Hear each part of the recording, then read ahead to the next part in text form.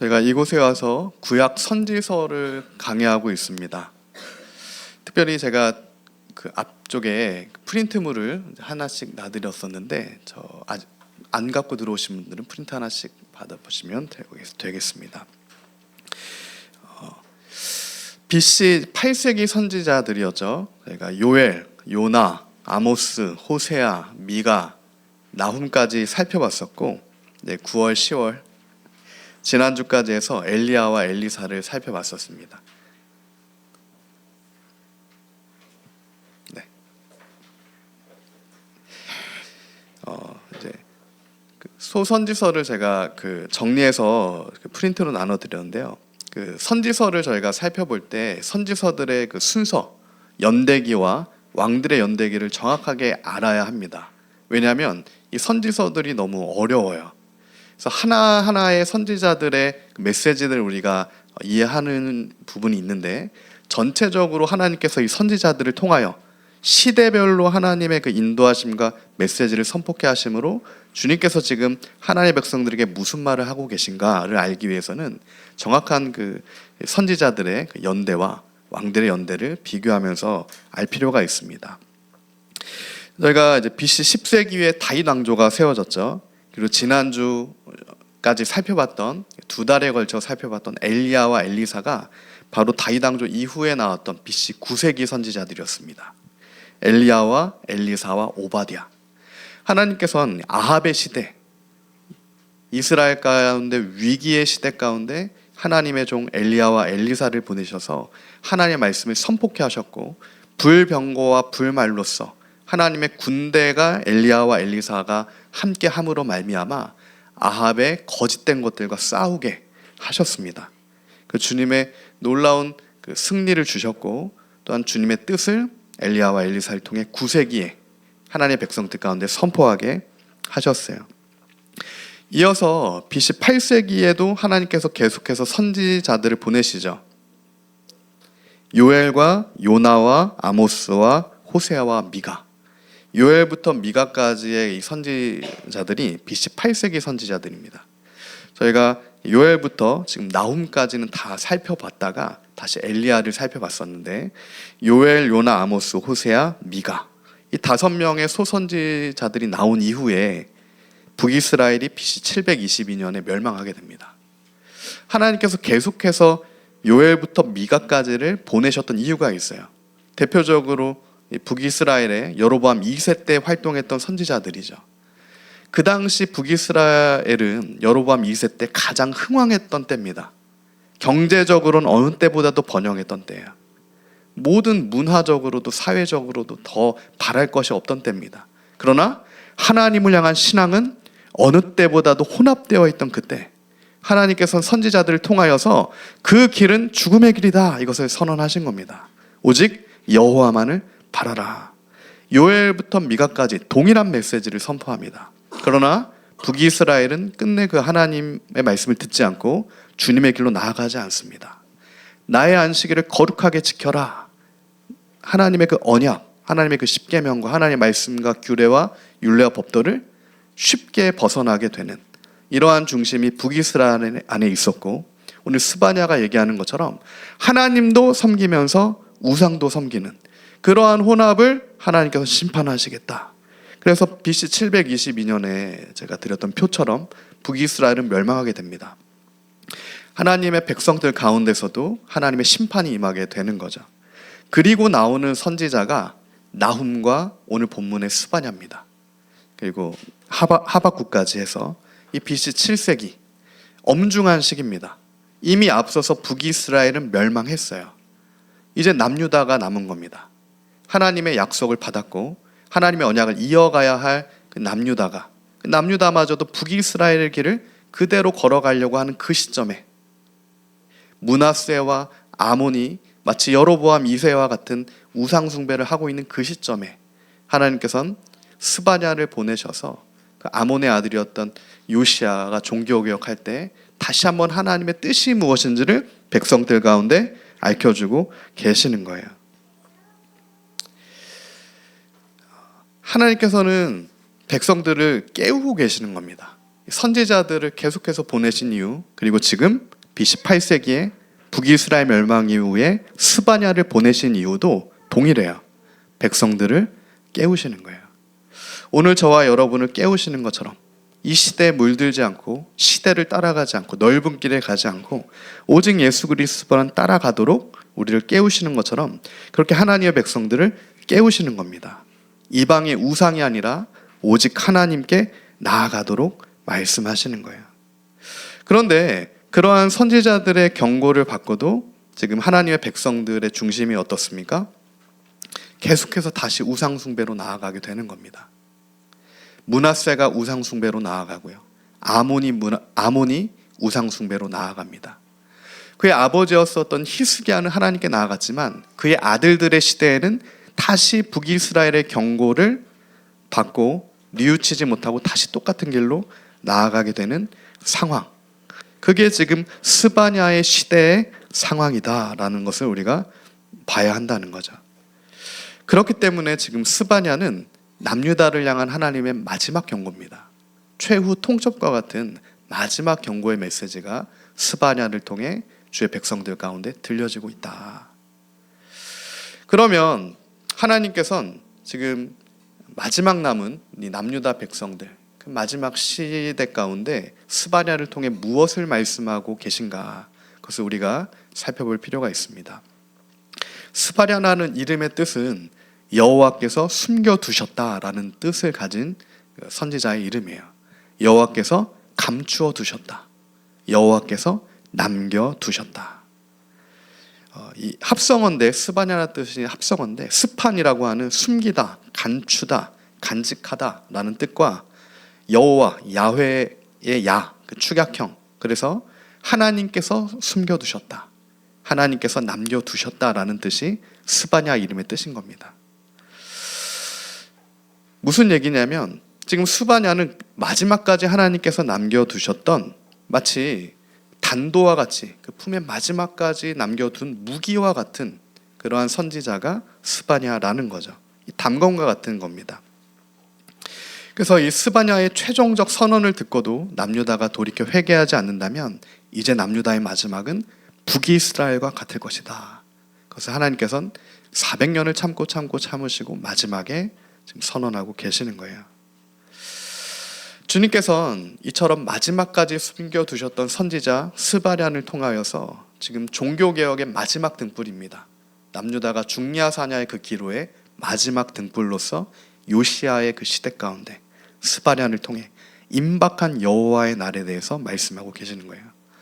여호와의 날, 무서운 날입니다. 크고 두려운 날이에요. 우리가 앞서 살펴봤던 요엘, 요나, 아모스, 호세아, 미가, 나훔 다 동일하게 그 여호와의 날을 얘기한 겁니다.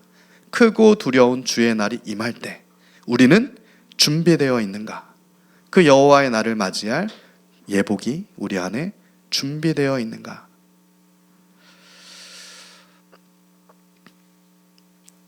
이 무서운 심판, 이 무서운 경고, 이 무서운 여호와의 날은 분명한 하나님 밖에 있는 자들에게는 심판의 날이지만 그러나 하나님의 언약 안에 있는 그 말씀 안에 있는 자들에게는 구원의 날입니다. 여호와의 날은 심판과 구원의 날이에요. 심판의 날이면서 동시에 구원의 날이 되는 겁니다. 이를 통해 우리는 여호와의 날, 주님이 임하시는 그 날은 그리고 심판과 구원이 하나임을 알 수가 있는 거예요. 심판이 있어야 구원이 있는 겁니다. 진노가 있어야 용서의 줌도 있게 되는 거죠.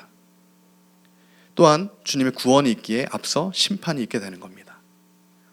이 심판은 주님께서 우리 안에 있는 거룩하지 않은 것들을 다 제거하셔서 다시 우리로 거룩한 예복을 입고 주님의 구원의 은혜 자리에 나오게 하시는 그 구원의 은혜라고 하는 거죠. 그렇기 때문에 이 여호와의 날에 임할 구원의 역사는 반드시 심판을 동반하게 되어 있습니다. 오늘 2절 말씀이죠. 여호와께서 가라사대 내가 지면의 모든 것을 진멸하리라. 지면의 모든 것을 진멸하겠다. 이게 하나님께서 말씀하신 겁니다.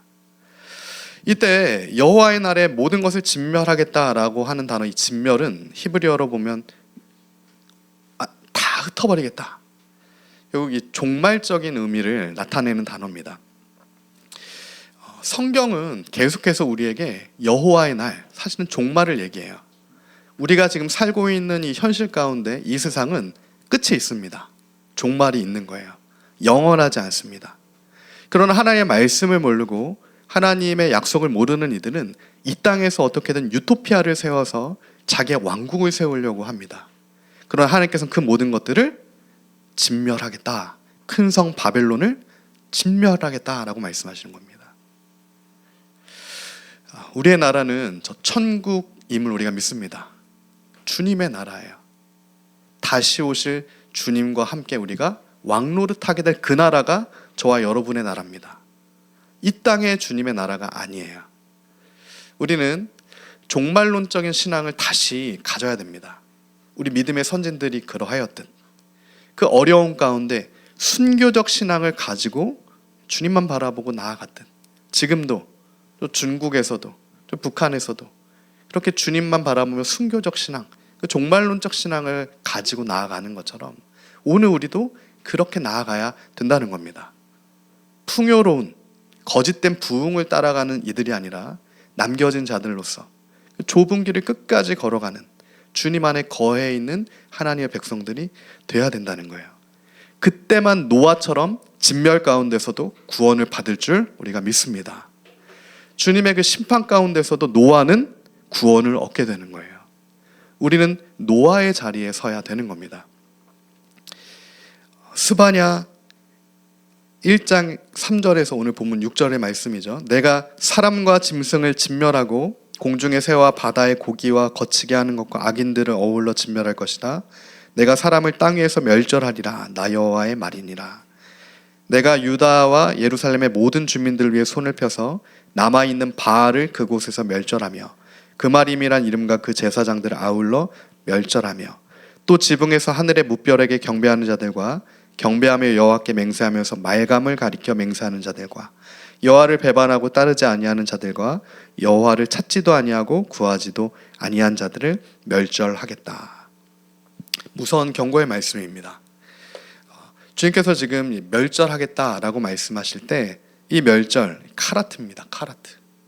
이 카라트라고 하는 단어가 지금 멸절하겠다에 쓰이는데 사실은 이 카라트라고 하는 단어는 하나님과 하나님의 백성이 언약을 맺을 때 쓰여지는 단어가 카라트예요. 그러니까 무슨 얘기냐면 하나님의 백성들이 지금 멸절당하는 이유는 하나님의 언약을 파기했기 때문이라는 겁니다. 도덕적인 죄가 아니에요. 어떤 실수가 아닙니다. 하나님의 언약을 파기한 죄입니다.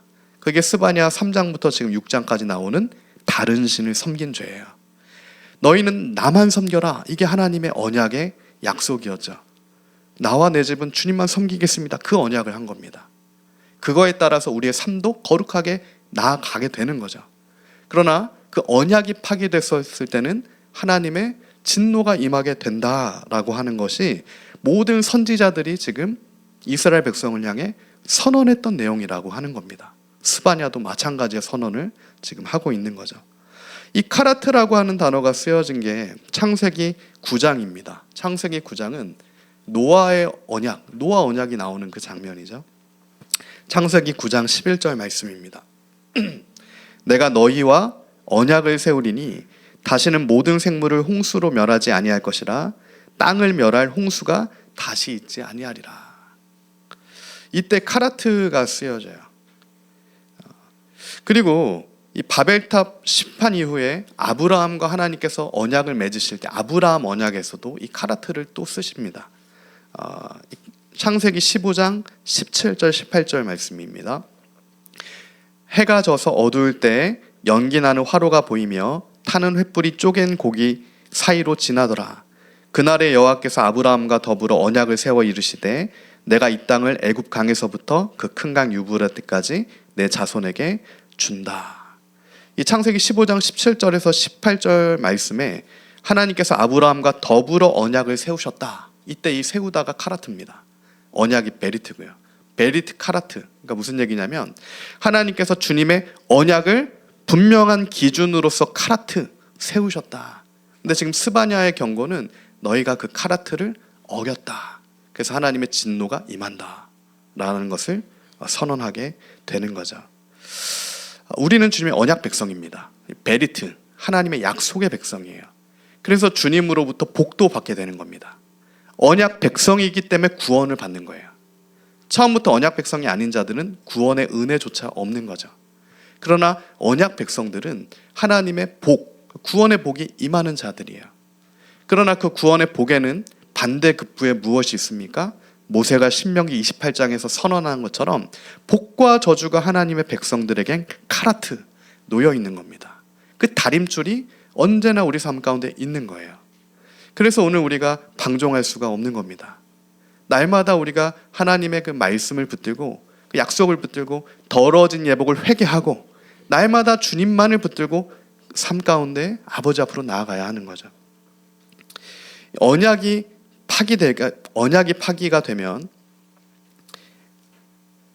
이 카라트, 언약이 세워진 것에 따라 멸절되는, 다시 카라트 되는 일이 일어나게 된다는 겁니다. 이를 하나님께서는 분명하게 모세를 통해 이스라엘 백성, 언약 백성 전체에게 다시 한번 모세 언약을 통해 다시 카라트, 그 약속을 하셨어요. 창세기 17장 13절에서 14절 말씀입니다. 너희 집에서 난 자든지 너희 돈으로 산 자든지 할례를 받아야 하리니 이에 내 언약이 너희 살에 있어 영원한 언약이 되려니와 할례를 받지 아니한 남자 곧 그 포피를 베지 아니한 자는 백성 중에 끊어지리니 그가 내 언약을 배반하였습니다. 지금 하나님께서는 언약, 베리트를 카라트 세우셨다. 근데 그것을 이스라엘 백성 가운데 언약의 증표로 무엇이라고 말씀하시는 겁니까? 표피를 베어라. 할례를 행해라. 난지 남자들이 8일 만에 할례를 행하는 게 나의 영원한 언약이다 라고 말씀하시는 겁니다. 이 할례를 행하는 것, 오늘날도 유효한 하나님의 말씀일까요? 유효합니다. 하나님께서 오늘 우리에게도 할례를 행해야 된다라고 말씀하시는 거예요. 할례를 행하지 아니하는 자는 하나님의 언약 가운데 들어갈 수가 없다라고 주님께서 말씀하고 계시는 겁니다. 오늘 우리가 받아야 할 할례는 우리의 마음의 할례입니다. 우리의 중심의 할례예요. 육체의 할례가 아니라 이제는 우리의 더러워진 심령 가운데 하나님의 은혜로 말미암아 마음의 할례를 받아서 새롭게 거듭나서 주님 안에 온전케 되는 그 약속의 은혜가 오늘 우리에게 필요한 은혜라고 하는 것입니다. 오늘 우리가 다시 정말 주님 앞에 그 마음의 할례를 받기를 간구하며 나아가길 소망합니다. 주님, 우리의 굳은 마음, 이 굳은 마음을 제거하여 주시고 하나님 우리의 견고한 마음을 제거하여 주셔서 자꾸만 세상을 따라가고 이방신을 따라가고 만몬을 따라가게 되는 이 모든 것에서부터 우리를 구원하여 주시옵소서. 우리의 마음에 성령의 검으로 카라트, 하나님 할례를 행하여 주시옵소서. 그 기도가 오늘 우리의 기도가 또한 되어야 될 줄 믿습니다. 주님의 검은 좌우의 날선 양날검입니다. 그 검이 우리의 삶 가운데, 우리 심령 가운데 들어오면, 우리의 중심 가운데 그 여호와의 검이 들어오면 우리 마음 가운데 할례, 우리 마음 가운데 거듭남이 임하게 되는 거죠. 성령의 역사하심입니다. 그때 우리가 주님 앞에 신령과 진정의 예배를 드릴 수 있게 되는 거예요. 주님의 거룩한 날, 주님 앞에 신령과 진정으로 주님을 예배할 수 있게 되는 겁니다. 시편 50편 5절에 그 주님 앞에 영광을 올려드리는 그 예배를 우리가 드릴 수가 있게 되는 거죠. 시편 50편 5절 말씀입니다. 이르시되 나의 성도들을 내 앞에 모아라. 그들은 제사로 나와 언약한 이들이니라 하시도다. 하나님의 언약 백성들은 하나님을 예배해야 됩니다. 여호와의 거룩한 날을 지켜야 돼요. 그게 주님의 언약 백성입니다. 제사로 나와 언약한 이들이다. 이렇게 주님 말씀하시는 거잖아요. 이 제사와 언약했다라고 하는 것은, 제사로 나와 언약했다라고 하는 것은 무슨 말입니까? 이 제사에는 피 흘림이 반드시 있다라는 얘기입니다. 피가 흘려지지 않는 제사는 제사가 될 수 없어요. 구약에는 반드시 송아지, 이 황소, 이 피 흘림이 나의 죄를 대신해서 그 피 흘림이 있었죠. 당 가운데 그 피를 뿌렸습니다. 속죄하는 피였어요. 구약의 그 제사, 피를 흘리는 제사, 염소와 송아지의 피가 흘려지는 제사였습니다. 오늘 우리에게는 주님께서 어떤 제사를 드려야 된다라고 말씀하십니까? 오늘도 우리가 천천의 송아지와 순양을 가지고 그 피를 흘려서 아버지 앞에 나아가야 할까요? 주님께서는 우리에게 십자가에서 피 흘리신 단번에 영원한 속죄의 제사를 드리신 성소에 들어가신 예수님의 보혈의 피를 의지해라 라고 말씀하고 계신다는 겁니다. 그 예수님의 보혈의 피를 의지하여 하나님 앞에 우리가 예배로 나아가는 겁니다. 예수 이름을 의지하여 아버지 앞에 신령과 진정으로 나아가는 거예요. 부르심을 받은 우리가 하나님을 예배하는 거룩한 기업의 약속을 받은 성도가 되는 겁니다. 예수의 이름 안에서, 그리스도의 십자가 보혈의 능력 안에서 그 피를 의지하여 우리가 주님께 예배자로 서게 되는 겁니다. 그 언약을 맺은 이들이 나의 거룩한 성도다. 이것이 시편 50편 5절의 고백이 되는 거예요. 오늘 저와 여러분은 그렇게 주님께서 우리를 부르신 주님의 거룩한 성도들임을 우리가 믿습니다. 주님의 백성들이에요. 그렇게 주님께서는 구별하여서 남겨두셨고 그렇게 주님의 길을 걷게 하시며 그렇게 남은 자들로서 스바냐의 이름처럼 주님께서 감추어 두신 이 시대 가운데도 타협하지 않고 주님께서 감추어 두신 주님의 자녀들이다라는 겁니다. 저는 그 은혜가 이곳에서 정말 주님을 신령과 진정으로 마음의 할례를 받아 주님을 중심으로 예배하는 우리 모두에게 있음을 믿습니다. 또한 그렇게 되기를 예수님의 이름으로 축복합니다. 그와 같은 예수 그리스도의 그 속죄함의 제사, 예수 그리스도의 그 보혈로서 이제는 우리가 하나님 앞에 나아갈 수 있음을 신약에서 히브리서 9장은 우리에게 다음과 같이 증거합니다.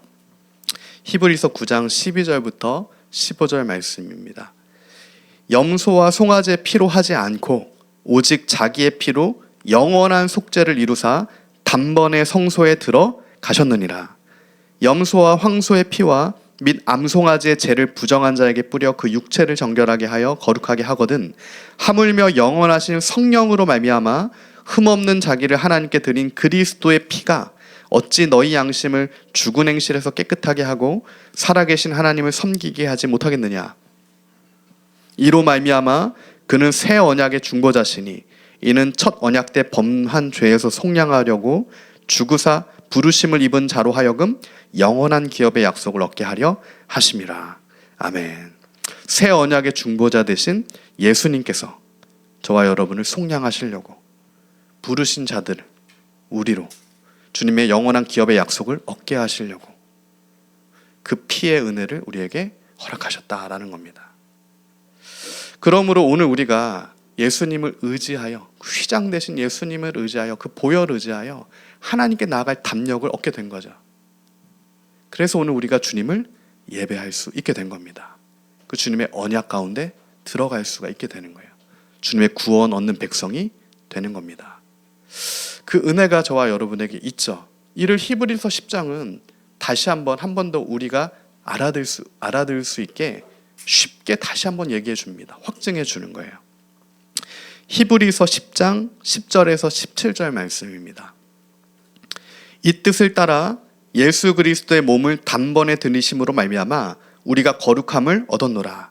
제사장마다 매일 서서 섬기며 자주 같은 제사를 드리되 이 제사는 언제나 죄를 없게 하지 못하거니와 구약의 제사를 얘기하는 겁니다. 이것은 언제나 죄를 없게 하지는 못한다. 오직 그리스도는 죄를 위하여 한 영원한 제사를 드리시고 하나님 우편에 앉으사 그 후에 자기 원수들을 자기 발등상이 되게 하실 때까지 기다리시나니 그가 거룩하게 된 자들을 한 번의 제사로 영원히 온전하게 하셨느니라. 또한 성령이 우리에게 증언하시되 주께서 이르시되 그날 후로는 그들과 맺을 언약이 이것이라 하시고 내 법을 그들의 마음에 두고 그들의 생각에 기록하리라 하신 후에 또 그들의 죄와 그들의 불법을 내가 다시 기억하지 아니하리라 하셨으니 아멘. 그날 후로 그 주님의 날 그날 맺을 언약은 하나님의 율례와 법도와 규례, 주님의 법을 이제 우리 마음에 두겠다라는 약속이에요. 너희의 생각 가운데 나의 법을 두겠다라고 말씀하신 약속입니다. 그 법이 마음에 새겨지고 여호와의 말씀이 우리의 생각 가운데, 심령 가운데 새겨진 이들은 다시는 내가 그들의 죄와 불법을 기억하지 않겠다라고 하시는 약속입니다. 새 언약이죠. 예수님을 믿는 자들에게는, 그 이름 앞에 회개하고 주님 앞에 나아가는 자들에게는 그들의 죄와 허물을 기억하지 않겠다라는 약속이에요. 그 약속, 그 놀라운 약속의 은혜가 오늘 우리에게 주어져 있습니다.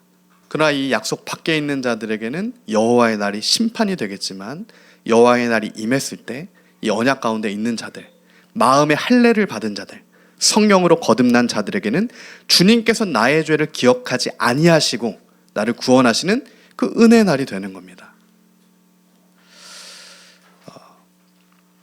이러한 주님의 은혜와 회복의 날, 그 여호와의 날을 우리가 분명하게 성경을 통해 알 수 있는 장면이 있죠. 바로 출애굽의 역사입니다. 출애굽의 역사야말로 여호와의 날이 여호와의 백성 가운데 임했던 사건이에요.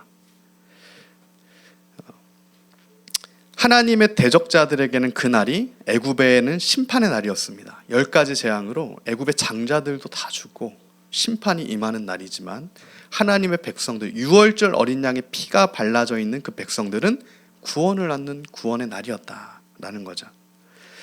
성경에서는 이날 주님께서 임하신 그 출애굽의 역사를 하나님의 그 신현, 하나님께서 임하신 날이다라고 우리에게 증거하고 있어요. 하나님의 구름과 불과 이적과 기사로서 주님께서 역사하신 겁니다. 이스라엘 백성이 출애굽하여서 광야로 나아갈 때도 주님께서 불과 구름으로 신현하셔서 하나님의 백성들과 함께 하셨다. 이를 사사기 5장 4절은 다음과 같이 증거합니다. 여호와여, 주께서 세일에서부터 나오시고 에돔 들에서부터 진행하실 때 땅이 진동하고 하늘이 물을 내리고 구름도 물을 내렸나이다. 그 주님의 임재 앞에, 주님이 함께 하시는 그 날 앞에 자연 현상들도, 그 자연 만물들도 주님 앞에 순복하게 되는 겁니다. 그와 같은 여호와의 날을 지금 선지자 스바냐가 이스라엘 백성 가운데 선포하고 있는 것이다라는 거죠. 특별히 지금 출애굽기의 역사, 출애굽의 역사, 하나님이 임하셔서 하나님의 백성들을 구원하셨고 언약 밖에 있는 자들에게 심판이 임했던 그 놀라운 역사를 성경에서는 새로운 창조의 사건으로 봅니다. 그냥 있는 사건, 또 있는 그런 사건이 아니에요. 하나님의 백성들을 완전히 새롭게 만드시는 새로운 창조의 사건이 출애굽의 사건이다라는 겁니다.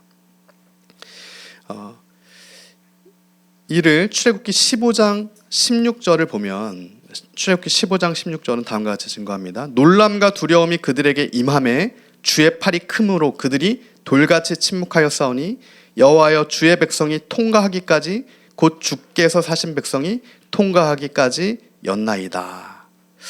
이때 주께서 사셨다라고 합니다. 출애굽할 때 하나님께서 하나님의 백성들을 사셨다. 이 단어가 히브리어로 나타라는 뜻이에요. 그러니까 하나님께서 나의 산 백성이다라고 하는 것은 내가 낳은 백성이다라는 뜻인 겁니다. 이 나타라고 하는 뜻이 창조의 뜻을 갖고 있는 거예요. 그러니까 결국엔 이 출애굽의 역사는 주님께서 하나님의 백성들을 새롭게 창조하신 역사입니다. 새로운 창조의 역사예요. 이 새로운 창조의 역사는 오늘날도 일어나는 역사입니다. 우리는 주 안에서 새 사람으로 창조되어야 합니다. 옛사람이 벗어지고 그리스도 안에서 우리는 새롭게 주님의 온전함을 입어야 돼요. 성령의 역사하심이 우리 안에 있어야 됩니다. 그 역사를 지금도 주님께서는 우리 삶 가운데 이루어 가시는 거죠. 출애굽의 역사로 이스라엘 백성을 그렇게 새롭게 만드셔서 하나님의 약속을 이어가신 것과 같습니다. 이러한 새로운 창조의 역사, 이것을 신약에서 똑같이 증거하는 거예요. 이 출애굽의 역사를 성령의 역사다. 고린도전서 10장 1절에서 2절 말씀입니다. 형제들아, 나는 너희가 알지 못하기를 원하지 아니하노니 우리 조상들이 다 구름 아래에 있고 바다 가운데로 지나며 모세에게 속하여 다 구름과 바다에서 세례를 받고, 지금 출애굽할 때 바다를 건넜던 그 사건을 사도 바울은 세례를 받은 사건이다 이렇게 진 거예요. 성령 세례죠. 거듭난 역사입니다. 마음에 할례를 받게 되는 그 역사예요. 오늘 우리도 마음의 할례를 받게 되고 마치 이스라엘 백성이 홍해를 통과함으로 주님의 새로운 백성이 되었듯이 그러한 우리 삶 가운데 역사가 일어나야 하는 겁니다. 그때만 우리는 중심과 우리 마음과 뜻과 목숨과 생명을 다하여 하나님만을 사랑하며 주님께만 나아갈 수 있게 되는 거죠. 이처럼 노아의 홍수의 사건 그리고 출애굽의 사건의 공통점은 하나님께서 하나님의 백성과 함께 하셨다는 것이고, 하나님께서 그들을 새롭게 하심으로 하나님의 백성들을 구원하셨다라는 공통점이 있는 거예요. 주님께서 구원의 방주를 예비해 주신 겁니다. 인간은 소망이 없어요. 제가 주중에 지금 성경 공부를 구약 전체 개괄을 하고 있는데 모세오경을 계속 하고 있습니다. 모세오경 성경 공부를 하면서 계속해서 조명되는 것들이 있어요. 아, 인간에겐 정말 소망이 없구나. 우리의 죄가 사도 바울이 계속 고민하잖아요. 나는 정말 성령의 사람이고 싶은데 내 안에 죄의 법이, 사망의 법이 나를 또 끌어내린다. 나는 계속해서 싸워나간다. 그 고민을 우리도 동일하게 하게 되는 겁니다. 육신을 입고 있기 때문에 그렇게 되는 거죠. 이스라엘 백성도 그랬던 거예요. 이스라엘 백성이 출애굽기에 보면 출애굽 1년차와 2년차에 계속해서 하나님을 원망합니다. 출애굽하자마자 무슨 사건을 겪게 됩니까? 마라의 그 쓴물 사건을 겪게 돼요. 그때 하나님을 원망합니다. 그리고 먹을 것이 없을 때 또 하나님을 원망하게 되죠. 금송아지를 또 섬기게 되고, 그러한 출애굽에 하나님의 뜻을 벗어나는 이스라엘 백성, 결국에는 이스라엘 백성의 잘못된 중심으로 40년 광야 생활을 맞게 됩니다. 1년, 2년도 아니고 40년을 그 중심을 갈기 위해서, 거룩해지기 위해서, 그러니까 40년을 이스라엘 백성들을 이끄시는 거예요. 그리고 이제 40년 차가 됩니다. 그게 민수기 20장이죠. 민수기 20장에서 이스라엘 백성이 이제 출애굽 40년 차예요. 약속의 땅으로 들어가는 원년입니다. 근데도 그 출애굽 20장에 어떠한 사건이 있습니까? 다시 무리바에서 하나님을 물 때문에 동일하게 원망해요. 출애굽 40년 전과 출애굽 40년 후가 바뀐 게 없는 겁니다. 똑같은 거예요. 모세도 실패합니다. 모세도 하나님의 거룩함을 나타내지 못했다. 너도 들어가지 못한다. 지도자도 실패하고, 제사장도 실패하고, 백성도 실패하고. 그게 출애굽기 40년 차의 이스라엘 백성의 현실인 겁니다. 실존인 거죠. 죄의 실존인 거예요. 근데 하나님께서 어떻게 하십니까?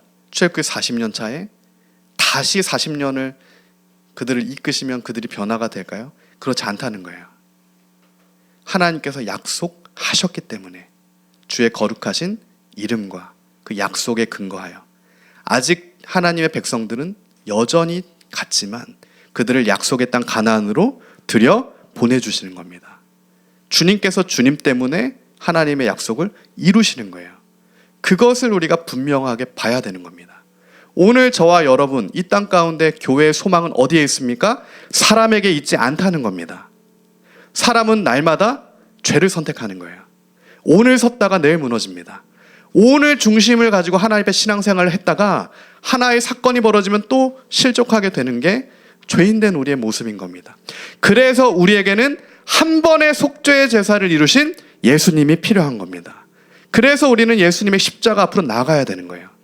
그 심판 앞에서의 좌절과 그 심판 앞에서의 놀라운 구원의 은혜가 우리 안에, 우리 중심 가운데, 할례받은 10년 가운데 있어야 하는 중심인 거예요.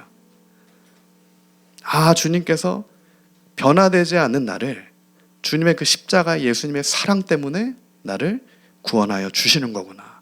그 놀라운 구원의 은혜와 감격이 저와 여러분에게 중심 가운데, 할례받은 중심 가운데, 거듭난 중심 가운데 있어야 되는 중심인 겁니다. 그 구원의 감격이 우리가 다시 회복되기를 소망합니다. 이 세상에서의 감격이 아닙니다. 복을 받아서 누리게 되는 그런 감격이 아니에요. 여호와로 말미암은 그 진짜 감격, 그 진짜 샬롬의 감격이죠. 무엇으로 인한 감격입니까? 구원의 주님으로 인한 감격입니다. 주님께서 우리를 위해 구원의 방주를 예비해 주셨구나.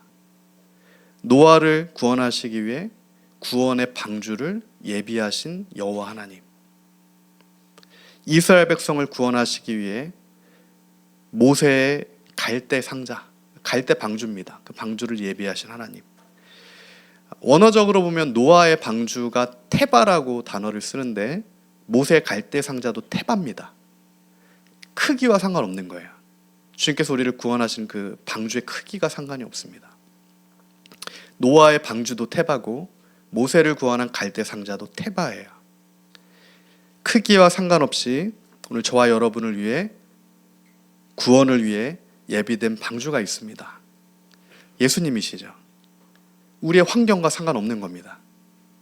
우리 시대와도 상관이 없어요. 모든 시대를 막론하고 어떠한 개인, 어떠한 죄를 막론하고 우리를 구원할 구원의 방주 대신 예수 그리스도 안에, 그 테바 안에 우리가 거하게 되면 우리는 살게 될 줄 믿습니다. 그 회복의 은혜는 구원의 방주 안에만 있어요. 구원의 방주 밖에는 심판만 있습니다. 우리는 구원의 방주 대신 예수님 안에 거해야 살 줄 믿습니다. 그래서 오늘 스바냐서 7절에서 스바냐는 그렇기 때문에 너희는 주 여호와 앞에서 잠잠하라. 그 주님의 크고 무서운 두려운 날 앞에, 여호와의 날 앞에, 심판과 구원이 공존하는 그 날 앞에 우리가 주님 앞에 내세울 것이 하나도 없다. 이것을 알게 하시는 겁니다. 주 여호와 앞에서 잠잠하라. 그 이름의 영광 앞에 잠잠하라. 이는 여호와의 날이 가까웠으므로 여호와께서 희생을 준비하고 그가 청할 자들을 구별하셨습니다. 주님께서 북한어 성경으로 오늘 읽었지만 주님께서 직접 희생 제물을 준비하셨다라는 거예요. 주님께서 택함 받은 자들을 구별하시려고 희생 제물 대신 예수님을 주님께서 직접 예비하신 겁니다. 그렇기 때문에 너희는 주 여호와 앞에 잠잠하라. 그리고 여호와만 바라라. 우리의 도움이 어디서 올까? 천지 지으신 여호와께로다. 그 고백으로 주님 앞에 서라라고 하는 것이죠. 그때 우리는 다시 새롭게 설 수 있게 되는 겁니다.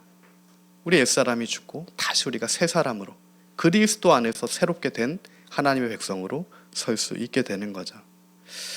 그 물과 피와 성령으로 거듭나는 은혜를 우리가 구합니다. 오늘 우리의 기도 제목, 주님 다시 우리를 주님의 물과 피와 성령으로 새롭게 하여 주시옵소서. 새 사람 되게 하여 주시옵소서. 거듭나게 하여 주시옵소서. 요한복음 3장 5절에서 주님께서 말씀하신 바, 예수께서 대답하시되 진실로 진실로 내게 이르시되 사람이 물과 성령으로 나지 아니하면 하나님 나라에 들어갈 수 없다.